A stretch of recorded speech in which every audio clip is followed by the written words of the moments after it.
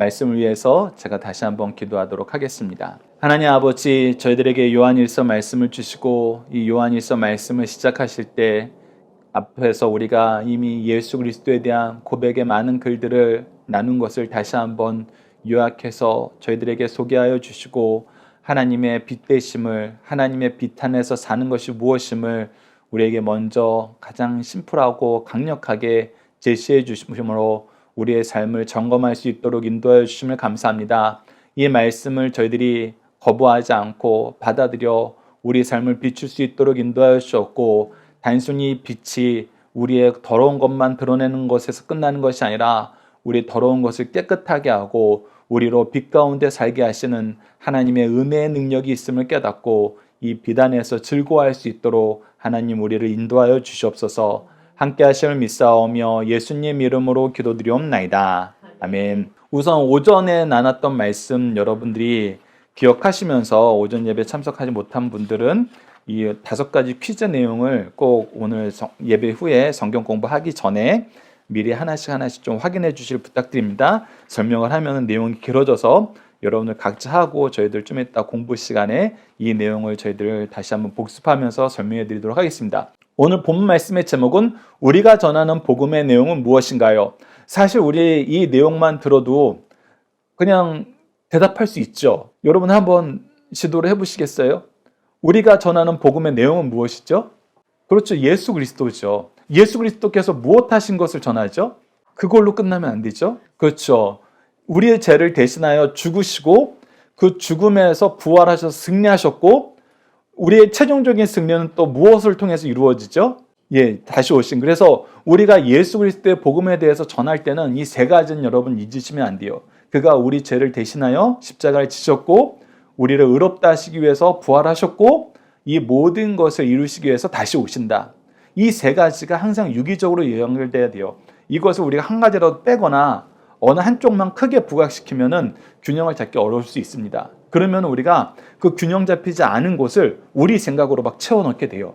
그러면 그때부터 우리가 이상한 신앙생활을 하게 되니까 여러분들, 예수께서 우리 죄를 대신하여 죽으시고 우리를 의롭다 하시기 위해서 다시 살아나셨고 이 모든 심판을 이루시기 위해서 다시 오십니다. 이 균형을 기억하시면서 여러분들이 오늘 본문 말씀을 보시는데, 오늘 본문 말씀은 정확하게 이 얘기를 하느냐? 여러분, 조금 전에 우리가 성경을 읽었는데 우리가 조금 전에 나눴던 거, 우리를 대신하여 죽으시고 의롭다 하시기 위해서 살아나시고 다시 오신다는 성경 말씀이 있었나요? 없었나요? 없었어요. 그렇다는 거는 이 요한일서는 뭔가 다른 걸 이야기하나? 이렇게 생각할 수 있고, 아니면 우리에게 뭔가 더 중요한 어떤 것이 있다라고 소개를 하나? 이 2가지를 우리가 염두에 두고 오늘 본문 말씀을 보면은 여러분들의 이해의 폭이 훨씬 더 높아집니다. 자, 오늘 본문 말씀에 들어가기 앞서 우리 5가지 질문 다시 한번 확인하고 오늘 본문 말씀 들어가도록 하겠습니다. 첫 번째는 본문 말씀은 하나님이 무엇 되심을 강조하나요? 바로 이것에서 시작해요. 요한일서 1장 5절. 여러분들 너무나 간단하니까 정답을 먼저 얘기하고 갑시다. 요한일서 1장 5절에 하나님이 무엇 되심을 강조하고 있죠? 그렇죠. 빛 되심을 강조하고 있어요. 그래서 여러분들에게 미리 대답하는 이유가 이번에 답이 나와 있어서 그래요. 하나님이 빛이시라는 의미는 무엇입니까? 그럼 빛이라는 의미는 무엇일까요? 우리가 조금 전에 승리하는 삶 통해서 이 등불에 대한 이야기를 하면서 그 내용이 지금 이 말씀에 녹아져 있어요. 그래서 우리가 시편 말씀과 잠언 말씀과 요한복음 말씀을 통해서 이 빛이라는 의미를 다시 한번 볼 것입니다. 계속해서 이 빛이 중요합니다. 3번째는 빛이 대신 하나님과 함께하는 우리는 무엇과 함께할 수 없나요? 빛이 있으면은 절대로 우리가 함께할 수 없는 게 있어요. 그것이 뭘까요? 어둠. 어둠은 우리가 이제 관념적인 용어로 뭐라 그러죠? 죄. 오늘 본문 말씀에서는 반드시 같이 할 수 없는 거가 죄라는 것을 7절과 8절을 통해서 우리에게 가르쳐줘요. 그리고 4번째 우리가 이제 이어갈 질문은 뭐냐면, 빛과 생명 되신 말씀을 받았는데 우리는 어떠한 상태에 있나요? 우리가 빛을 통해서 하나님이 빛이고 하나님은 죄랑 같이 할 수 없어요. 근데 이 빛이 되신 생명의 말씀을 받아들임으로 우리가 하나님과 교제하게 됐거든요. 그래서 우리가 이 빛 가운데 살아요. 그러면 우리에게 뭐가 없어야 돼요? 그런데 우리 죄 있어요, 없어요? 많아요. 이게 이제 우리가 오늘 주의 깊게 봐야 되는 것입니다. 그러면 우리 빛 가운데 있는 거예요, 없는 거예요? 네, 바로 그렇게 연결이 되는 거예요. 너무나 심플한 기준이라는 거예요. 근데 이제 여기서 우리가 봐야 되는 것이 바로 회개의 중요성입니다. 그래서 우리가 오랫동안 신앙생활을 했고 또 우리는 요한복음을 연속 강의 설교로 이미 다 상고했기 때문에 이 맥락을 바로 질문만 봐도 이해할 수 있지만 오늘 요한일서 말씀은 이것을 어떻게 소개하고 있는가 우리가 요한일서 말씀을 통해서 하나씩 확인하는 시간을 갖도록 하겠습니다. 우선 우리가 오늘 첫 번째로 상고해야 될 내용은 5절 말씀으로 복음의 첫 내용은 하나님이 빛이 되신 것이다. 그래서 빛 대신 하나님을 소개하고 있어요. 자, 요한일서 1장 5절을 다시 한번 읽어봅시다. 시작. 우리가 그에게서 듣고 너희에게 전하는 소식은 이것이니 곧 하나님은 빛이시라 그에게는 어둠이 조금도 없으시다는 것이니라. 그래서 사람들이 온 세계를 창조하신 하나님 이렇게 얘기하면은 조금 이렇게 논리적으로 강한 사람들이나 영적으로 민감한 사람들은 한 가지 질문을 해요. 저는 청소년 때 이 질문을 하는 누나를 보고 깜짝 놀랐어요. 이거 어떻게 저런 생각을 할 수 있지? 나는 당연히 아니지 하고 넘어갔던 건데 그 누나는 질문을 했는데 그게 뭐였냐면 하나님이 온 세계 모든 것을 창조하시고 영적인 것도 창조했으면 하나님이 사탄도 창조하시고 죄도 이 세상의 한 구성 요소이기 때문에 죄도 창조하신 거 아니에요? 이렇게 질문을 한 거예요. 자, 여러분은 어떻게 생각하세요?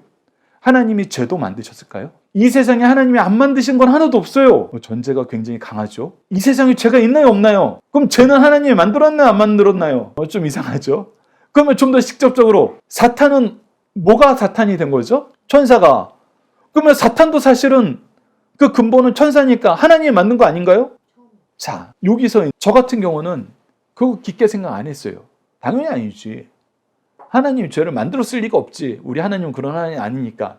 근데 논리적인 구조 안에서는 이거 고민이 되는 거예요. 아니 모든 것을 만드신 분이 이 세상에 죄가 이렇게 많은데 특히 우리 동양의 음양 사상을 빠지면은 죄와 이 선은 빛과 어둠은 항상 무엇을 유지하고 있어요? 음양의 여러분은 음양 사상에 대해서 잘 모르시나요? 우리 태국도 사실은 음양의 그거예요. 음이 있으면 양이 있고 어둠이 있으면 빛이 있어요. 근데 우리 태극기 모양을 보면은 무엇을 이루고 있는 것 같아요? 균형을 이루고 있어요. 그래서 선이 있으면 악이 있고 악이 있으면 선이 있어요. 작용이 있으면 반작용이 있고 이게 항상 균형을 이루는 게 이 세상이라는 거예요. 그래서 남자가 있으면 여자가 있고 우리가 통계학적으로 일일이 숫자를 세보면은 좀 차이가 나지만 이 세상에 반은 남자고 이 세상에 반은 여자라 그러잖아요. 그런 것처럼 선이 반이고 악이 박이다. 이게 동양적인 음양사상에서 우리가 관념적으로 가지고 있는 개념이에요. 그러니까 이 개념 속에서 우리가 하나님을 믿다 보면은 이 질문이 나오게 되는 거예요. 제가 무슨 얘기하는지 이해하시겠어요? 우리가 성경 안에서 죄와 선의 기준을 깨닫고 빛과 어둠의 기준을 깨달으면 이 질문이 사실 안 나와요. 왜? 선과 악에 대한 개념은 성경에서 분명하게 가르쳐주고 있거든요. 근데 우리가 이 동양 사상, 동양 철학에 물들고 이미 이 세상을 볼 때 전반 선과 악의 싸움, 이 선과 악의 싸움이라는 건 성경에도 나오는 표현이거든요. 그래서 그 개념이 오묘하게 섞이면은 야, 죄도 원래부터 있었던 거 아니야? 음과 양은 원래부터 있었던 거거든요, 여러분들. 과학을 공부해 보면은 플러스 마이너스 자기장이라는 것은 이 세상의 구성 요소예요. 원래부터 있던 거예요. 그러니까 그 개념이 계속 중첩되어서 연결되면은 죄도 하나님이 만든 거 아니야? 그리고 대부분의 모든 신화나 모든 종교에서는 악신도 뭐예요? 이 세상의 구성 요소예요. 그래서 균형을 이루어요. 인도 신앙도 그러고 동양 사상도 그러고 서양 철학도 그런 부분이 되게 많아요. 그래서 우리가 새벽 예배 때 나눴던 것처럼 육은 타락한 거, 영은 고귀한 거. 우리가 고귀한 것과 타락한 것이 한 몸에서 공존하는 거예요. 서양 철학은 물론 이건 다툼으로 봤어요. 그런데 동양 철학에서는 이걸 균형으로 본 거예요. 그러면은 죄도 하나님이 만든 것 같아요. 근데 성경에서는 뭐라 그래요? 죄가 뭐라 그래요? 어렸을 때부터 신앙교육을 받은 찬주는 오히려 더 대답을 잘할 텐데 죄는 뭐죠? 하나님의 뜻을 거부하는 게 죄예요. 그러니까 하나님이 죄를 만드는 게 아니라 하나님의 뜻을 거부하는 게 죄예요. 그런데 거부하는 것을 무엇이 있기 때문에 거부할 수 있어요? 자, 식물이 딱 있어요. 식물을 키우는데 내가 물을 주고 창문을 열어서 햇빛을 줘요. 식물 그거 거부할 수 있어요? 없어요? 없어요. 그런데 무엇은 거부할 수 있죠? 어떤 존재들은 내가 물을 줄 때 물 안 먹어. 햇빛을 줄 때 나 햇빛 싫어. 어두운 데로 갈 수 있어.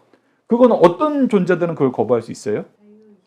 그렇죠. 자유의지. 자기 의지가 있고 그 의지를 구현할 수 있는 수단이 있는 존재들은 그걸 해요. 그래서 하나님이 창조를 하셨을 때 특히 인간에게 무엇을 주셨어요?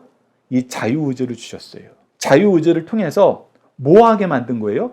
스스로 선택하게 만든 거예요. 이것을 사실은 선택이란 표현보다 성경적으로 더 좋은 거는 순종이에요. 순종하게 만드셨어요. 천사도 영적으로 만들었지만 자유의지가 있어요. 순종하게 만드셨어요. 그러면 순종하면서 하나님이 그냥 내가 시킨 거니까 해 하면서 딱 순종한 게 아니라 이 하나님이 우리에게 보여주신 마음은 부모의 마음하고 정확하게 일치해요. 어렸을 때 엄마 아빠가 진성아 학교 숙제는 하고 놀아야지. 그런데 나는 숙제하기가 싫고 노는 게 더 먼저인 거야. 그런데 엄마 아빠가 그런 나를 잡아다가 혼내면서 숙제를 먼저 끝내기 전에는 놀지 못하게 만드는 거야. 그러면은 나는 어떻게 돼요? 막 괴로워요. 힘들어요. 그런데 숙제를 열심히 하고 이 사회에서 주어진 시스템 안에서 먼저 그것을 경험한 부모님들의 조언을 잘 따르다 보니까 내가 도리어 어떻게 살게 돼요? 순종하게 살게 돼요. 아, 이 나이 때는 이걸 준비해야 됐구나. 이때는 우리가 이런 부분을 준비해야 되는구나. 이럴 때는 이것을 해야 되는구나. 라는 걸 깨닫게 되면서부터는 오히려 우리가 이 세상에서 사는 게 더 편해져요. 자연스러워져요. 그런데 내가 그걸 싫어요, 하기 싫어요, 안 해요 하면은 나중에 어떻게 돼요? 오히려 더 큰 파도를 만나고 더 큰 장벽을 만났을 때 내가 아무것도 못하게 돼요. 그래서 부모님의 말씀을 따르는 것은 훨씬 더 나에게 이로운 거였구나. 부모님이 나에게 했던 것은 부모님이 마음에 흡족하려고 나를 마음대로 조절하려고 나에게 명령을 내리셨던 것이 아니라 나를 사랑하셔서 나를 더 자유롭게 하려고 우리에게 질서를 주셨다는 것, 명령을 주셨다는 걸 깨닫는 거예요. 그래서 하나님이 바로 그래요. 하나님이 우리에게 주신 명령은 무겁고 두렵고 힘든 게 아니에요. 도리어 우리가 그것을 통해서 자유를 얻어요. 능력을 얻어요. 새 활력을 얻어요. 그래서 하나님의 뜻을 따르는 것이 얼마나 기쁜지 더 풍성하게 누리게 하시려고 자유의지를 줬어요. 그래서 아담과 하와가 타락하기 전에는 어땠냐면 하나님 말씀 듣는 게 너무 재밌었어요. 우리가 유치부 애들 여름 성경학교 하면은 선생님이 하라는 거 열심히 하면 애들이 막 환장을 해요. 더 재밌는 거예요. 오히려 선생님 말 안 듣는 게 더 괴로워요. 왜? 선생님이 여기를 가득 채우고 있거든. 모든 프로그램이 선생님이 우리를 위해서 만든 건데 이것을 거부하는 거 막 몸에 부딪히고 싫어요. 그래서 오히려 그걸 따르면 더 기뻐해요. 우리가 아이들이 신앙생활 하거나 아이들이 어떤 교육기관에서 교육하는 거 보면 그게 보여요. 따르는 아이들이 훨씬 더 즐겁고 평안한 삶을 살고 안 따르고 거부하는 애들이 오히려 더 힘들어해요. 그것처럼 하나님이 이걸 보여주시면서 하나님의 은혜를 더 풍성하게 만들기 위해서 자유의지를 줬어요. 근데 사탄이 유혹하자 이 자유의지가 뭐 하는데 발동하게 된 거예요? 하나님의 뜻에서 벗어난 데 발동하게 된 거예요. 근데 그 자유의지가 하나님 뜻에서 벗어난 것이 바로 죄라는 거예요. 하나님의 뜻에 반대하는 모든 것이 죄인 거예요.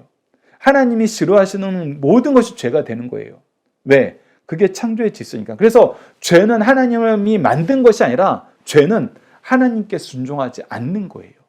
그럼 죄는 누가 만든 거예요? 순종하지 않는 내가 만든 거예요. 그래서 죄에 대한 개념이 다르다는 걸 여러분들 아셔야 돼요. 그래서 하나님이 이것을 고쳐주기 위해서 다시 빛을 주신 거예요. 이 빛이 뭐예요? 시편 119편 105절 말씀을 보면 하나님의 말씀이에요.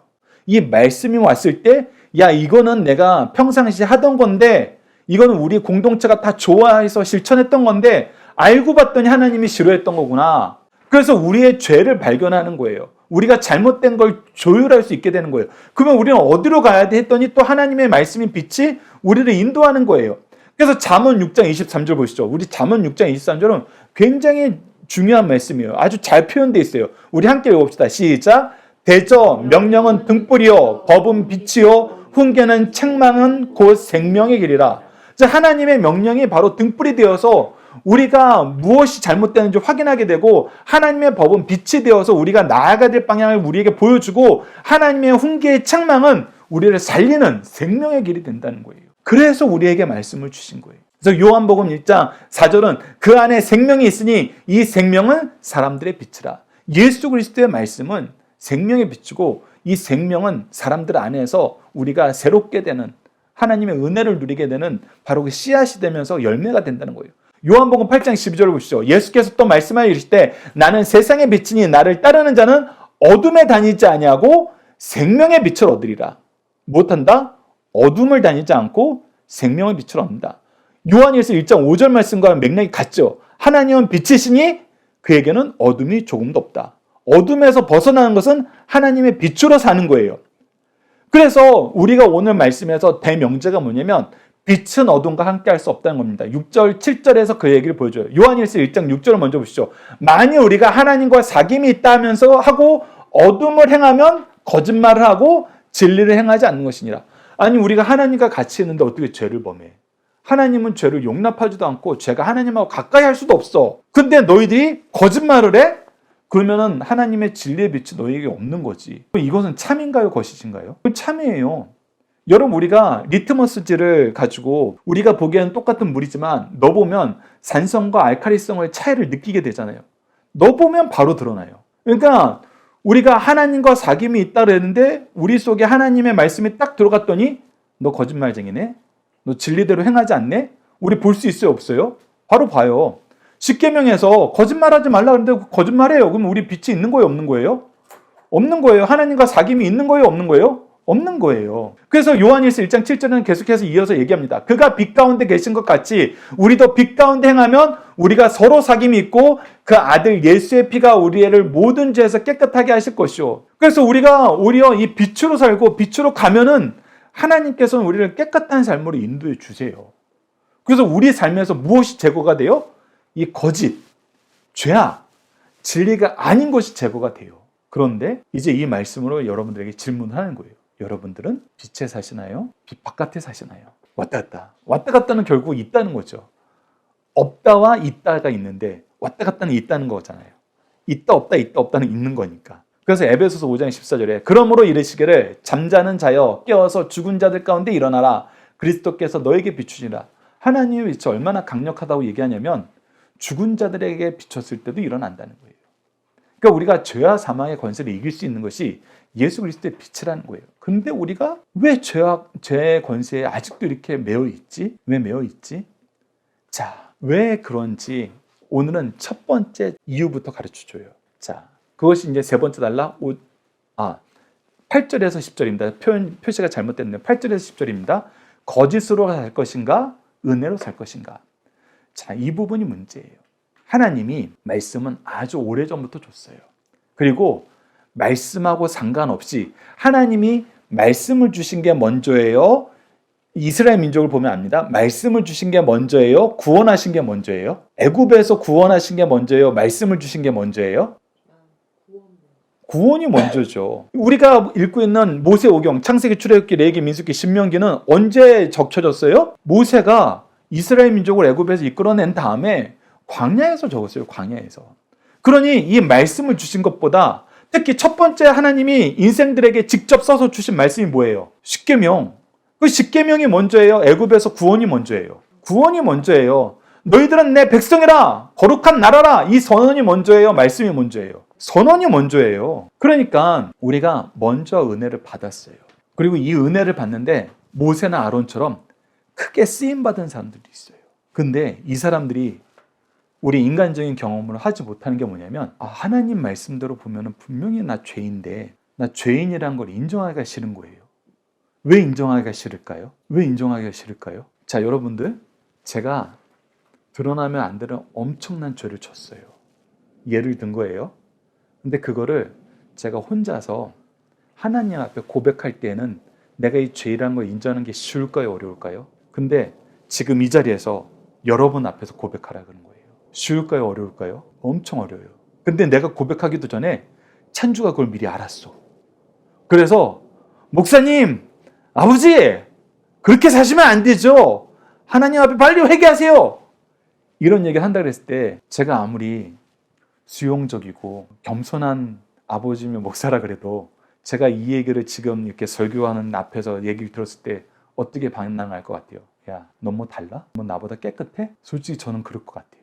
왜? 왜 제가 드러나기 싫어서. 그래서 첫 번째가 우리가 죄인 걸 알았어요. 빛이 들어왔으니까 이거는 모를 수가 없어요. 이건 너무나 명확한 기준이에요. 하나님의 말씀의 빛이, 생명의 말씀이 우리에게 딱 오고 예수 그리스도의 삶이 우리 앞에 딱 오면은 모를 수가 없어요. 왜 모를 수가 없어요. 그런데 어떤 일이 발생해요? 거짓으로 의로운 체 하는 사람이 생겨요. 그래서 요한일서 1장 8절이 생기는 겁니다. 요한일서 1장 8절 읽읍시다. 시작. 만일 우리가 죄가 없다고 말하면 스스로 속이고 또 진리가 우리 속에 있지 아니한 것이요. 여러분 앞에서 하나님은 빛이시고 어둠이 없다라고 너무 명확하게 얘기하신 이유가 바로 이거예요. 하나님의 말씀이 우리에게 오면은 이 빛이 우리에게 있으면은 우리가 죄가 너무나 선명하게 드러나요. 그런데 뭐라고 얘기하고 싶어요? 나는 죄인입니다 얘기하는 것보다 내가 뭘 얼마나 잘못했다고. 사실 찬주가 더 잘못했지. 우리 여보야보단 그래도 내가 좀 낫지 않나? 아유 저 사람들보단 내가 훨씬 낫지. 난 그래도 목사인데. 난 매일 새벽 예배 드리는데. 난 매일 기도하는데. 좀 그렇잖아. 똑같이 취급하는 건 좀 그렇잖아. 자, 근데 여러분 이 말씀을 제가 장하게 얘기하는 이유가 지금 이 대사를 하는 것은 내가 지금 하나님 앞에 있는 거예요? 사람 앞에 있는 거예요? 사람 앞에 있는 거예요. 내가 지금 자꾸 누구하고 비교를 해요? 다른 사람하고 비교해요. 특히 뭐하는 사람? 나보다 못한 사람. 그래서 자꾸 나는 의롭다라고 얘기하고 싶은 거예요. 나는 괜찮다라고 얘기하고 싶은 거예요. 왜? 그게 탐욕이거든요. 그게 탐심이에요. 굉장히 달콤해요. 내가 저 사람보다 낫지. 내가 저 사람보다 훌륭하지. 그게 근데 죄 때문에 들어온, 죄로 인해서 오염된 우리의 인간 상태라는 걸 깨닫지 못하는 거예요. 우리에게 죄라나 암 때문에 발병하는 굉장히 큰 부작용이라는 걸 깨닫지 못해요. 근데 이것을 우리가 오히려 어떨 땐 자랑해요. 나는 그 죄진 거 안 걸렸잖아. 나 안 걸리고 이번에 아주 큰 이득 봤잖아. 그래서 이렇게 거짓말하는 사람들이 생겨요. 근데 반대로 회개하는 사람들도 생겨요. 요한일서 1장 9절 말씀 봅시다. 시작. 만일 우리가 우리 죄를 자백하면 그는 미쁘시고 의로우사 우리 죄를 사하시며 우리를 모든 불의에서 깨끗하게 하실 것이요. 네, 그래서 오늘 본 말씀은 우리가 이 말씀에 딱 비춰졌을 때 우리의 상태는 뭐야? 라고 했을 때 여러분들 우리의 상태는 모두가 죄인이에요. 모두가 죄인이에요. 그리고 나는 하나님과 사귐이 있어. 이 말씀을 받아들였어. 라고 얘기해도 우리는 여전히 뭐가 남아있어요? 온통 죄악된 흔적들이 남아있고 죄악이 우리를 끌고 가요. 그래서 사도 바울이 오라 나는 공고한 사람이로다 라고 얘기했던 이유가 뭐예요? 내가 행하고자 하는 선은 행하지 못하고 나는 안 하려고 하는데 자꾸 악만 나온다는 거예요. 계속 죄만 짓는다는 거예요. 우리가 존재 자체가 그래요. 그래서 빛이 왔을 때 우리는 뭐 할 수밖에 없어요? 우린 죄인입니다. 인정할 수밖에 없어요.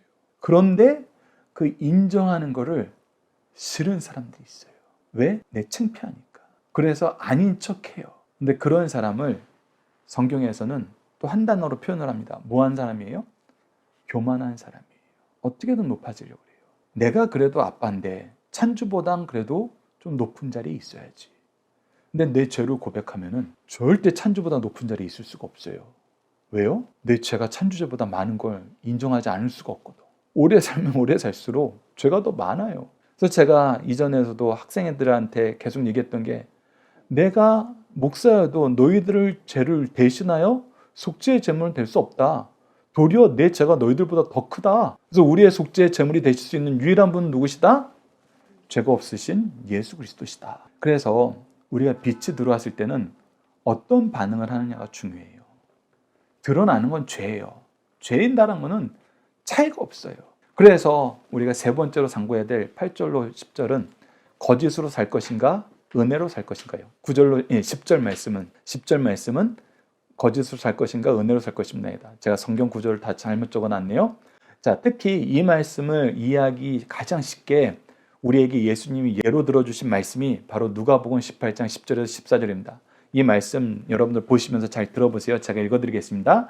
두 사람이 기도하러 성전에 올라가니 하나는 바리새인이요. 바리새인은 성경 교사들이에요. 하나는 세리요. 세리는 지금 민족의 배신자예요. 왜? 이 당시 세금을 걷는 세리는 로마의 앞잡이에요. 로마의 앞잡이가 되어서 자기 민족의 고열을 뜯어먹는 사람이에요. 그래서 죄인 중에 죄인이에요. 바리새인들은 그래도 의로운 사람, 민족의 지도자로 정평나 있는 사람들이고 하나님 말씀 잘 지킨다는 사람들이고 세리와 창녀는 예수님 시대의 죄인의 대명사예요. 남자 중에는 세리가 가장 나쁜 놈들이에요. 이 세리예요. 이 두 사람이 어떻게 해요? 하나님께 올라가서 기도하러 가요. 그런데 바리새인은 서서 따로 기도하여 이르되, 따로 기도한다는 건, 야, 내가 어떻게 이 죄인인 셀이랑 같이 기도하니? 나는 좀 더 존귀한 자리로 올라가야지 하고 따로 선 거예요. 그리고 뭐예요? 이르되 하나님이여, 나는 뭐라고 해요? 다른 사람, 곧 토색, 불이 간음하는 자들과 같지 아니하고 이 세리와 딱 꼬집어서 이 세리와도 같지 아니하면 감사합니다. 지금 이 사람은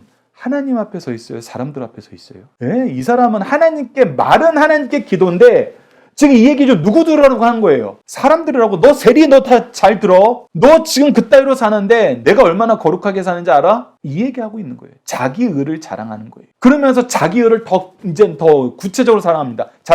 나는 1회에 2번씩 금식하고 또 소득의 11조를 드리나이다. 사실 1회에 2번 금식하는 거 말씀 안에서 이스라엘 민족에 주어진 좋은 규례 중에 하나예요. 또 소득의 11조를 드리는 건 하나님의 명령이에요. 이거 반드시 해야 되는 거예요. 근데 이 사람이 이것을 무엇하는 데 써요? 내가 드린다고 자랑하는 데 쓰는 거예요. 하나님께 감사함으로, 섬김으로 써야 되는 거 내 자랑하는 데 써요. 여러분, 그래서 겉모양은 똑같지만 그 내용은 완전히 다른 것이 우리 신앙생활 안에는 항상 상존해요. 내가 11조를 했다고, 금식을 했다고 해서 내가 무조건 하나님 뜻 잘 따른 거 아니에요. 하나님은 그 중심을 보세요.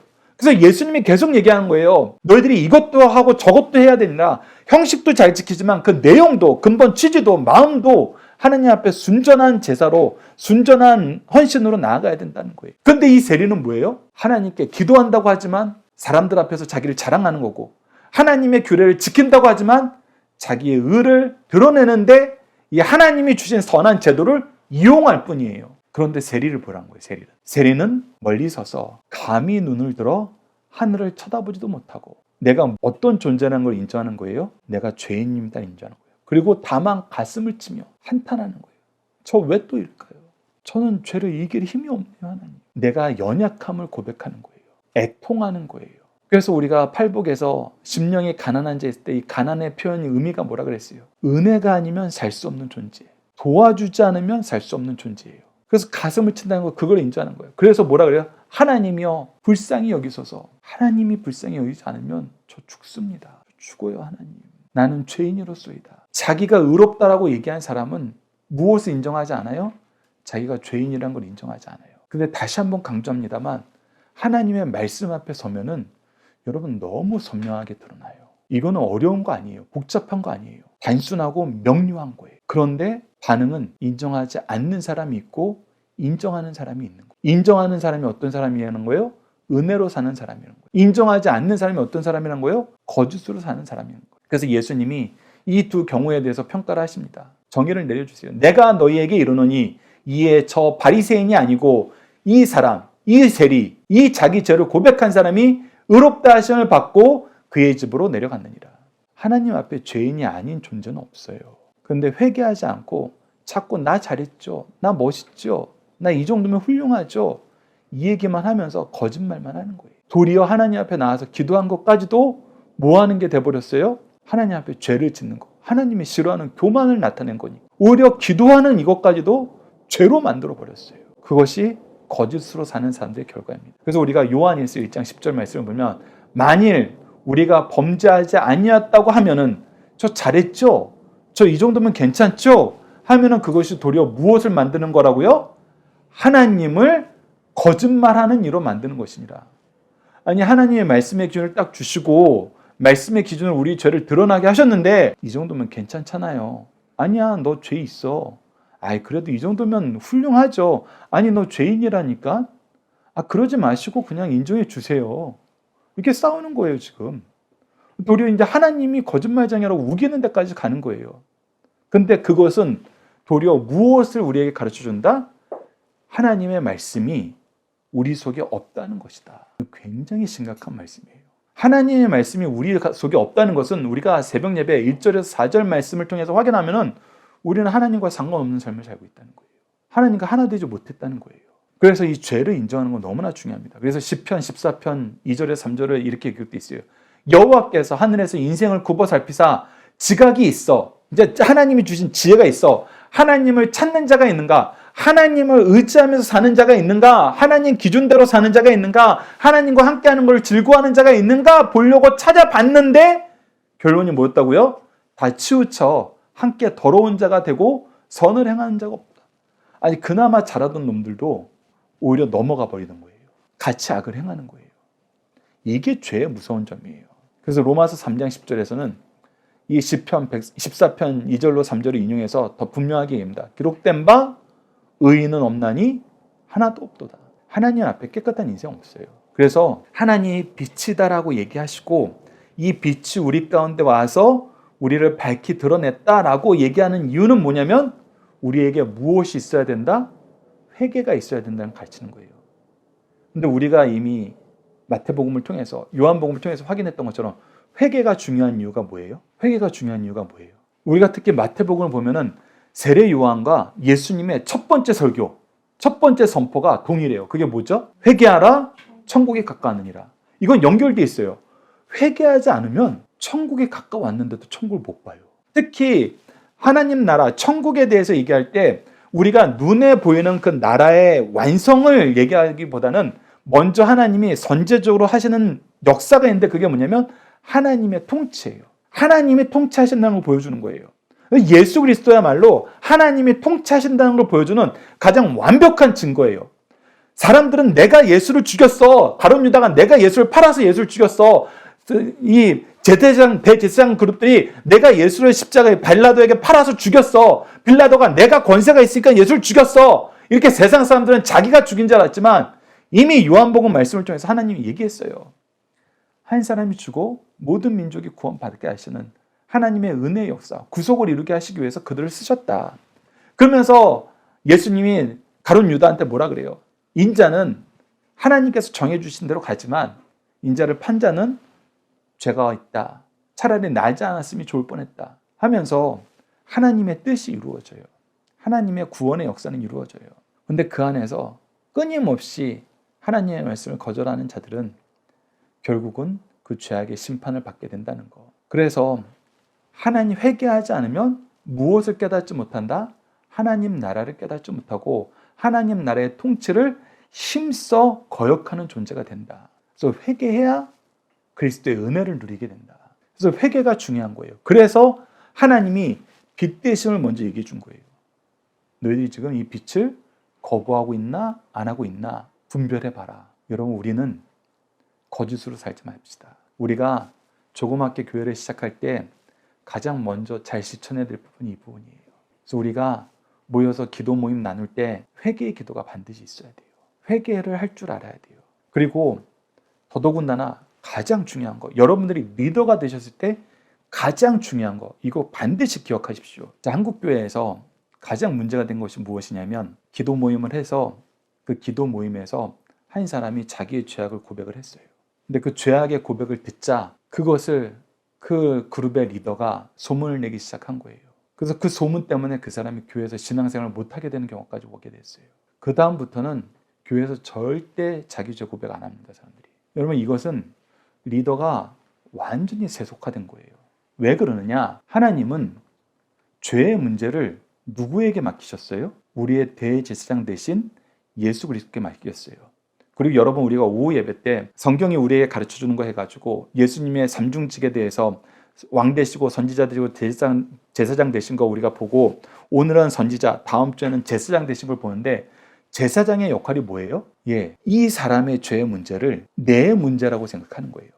이 죄의 문제는 반드시 내가 뭐 해야 된다? 내가 해결해야 된다. 마치 예수님이 야 너희들 똑바로 안 해! 이렇게 한 거 아니라 너희들의 죄짐을 내가 다 들고 내가 대신 숙제의 십자가를 지겠다. 이 죄의 문제는 내가 해결하겠다. 라고 얘기하신 것처럼 우리가 져야 되는 우리의 십자가는 뭐냐면 내 죄의 십자가는 예수님이 다 지셨어요. 그 우리는 예수님처럼 제사장의 직분을 감당하면 뭐 하는 거냐면 나에게 맡긴 영혼들의 죄의 문제는 이 사람의 문제가 아니라 이건 내 문제라고 여기는 거예요. 나에게 주신 사명이라는 거예요. 이게 내 십자가라는 거예요. 그래서 우리 지금 여기서는 찬주의 죄의 문제는 이건 제가 해결해야 될 문제인 거예요. 그게 제사장적인 신앙이에요.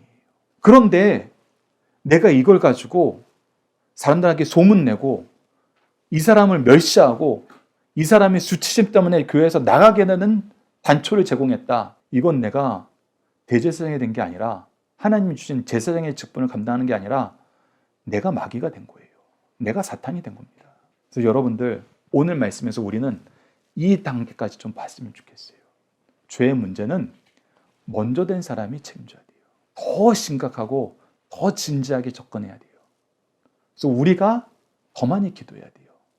제가 더 많이 기도하고, 제가 더 많이 연구하고, 제가 더 많이 괴로워하고, 제가 더 많이 섬기고, 제가 더 열심히 노력해야 되는 거예요. 그것이 예수님의 십자가를 따라가는 우리 믿음의 선조들의 모습이고 영적인 부모의 모습이라는 거. 지금은 찬주가 대신 죄를 짊어질 제사장의 역할을 할 대상이 없다 그래도 하나님이 반드시 주세요. 가정 안에서 주시고 세상 안에서 주세요. 그랬을 때 절대 그 사람 죄를 비난하거나 야 이 사탄의 자식들 이렇게 욕하지 마세요. 그 욕을 하는 순간 우리는 사람 앞에 서 있는 거예요. 그 문제는 내 문제예요. 내가 해결해야 됩니다. 이 내용까지 보시고 우리가 다음 주부터 더 많은 은혜가 있는 요한일서 말씀을 기대하는 삶을 살았으면 합니다. 우리 자녀들과 함께하는 기도 훈련 내용으로 다음으로 우리 말씀 마치도록 하겠습니다. 함께 기도하시겠습니다. 빛이 되시고 우리를 빛으로 인도하여 주시는 하나님, 빛을 통하여 죄를 깨닫고 회개하고 빛이신 예수 그리스도 안에서 빛의 사명을 감당하는 빛의 사자로 살게 하심을 감사합니다. 여전히 우리가 죄를 인정하고 회개하는 삶보다는 자기의 의를 자랑하길 원하며 사람들 앞에서 우리의 의를 자랑하다가 도리어 하나님의 은혜의 역사를 거부함을 용서해 주소서. 빛이 되신 하나님의 말씀과 명령과 규례들을 통해서 우리가 죄를 분별하고 죄를 미워하고 죄에서 돌이켜 하나님께 나아가도록 도와주소서. 진리의 말씀이 우리를 비출 때 어둠으로 도망가기보다는 빛으로 나아가 회개하고 우리를 깨끗하게 하시는 삼위일체 하나님의 구속의 은혜 안에서 새로운 삶을 살도록 도와주소서. 예수님 이름으로 기도드립니다. 아멘.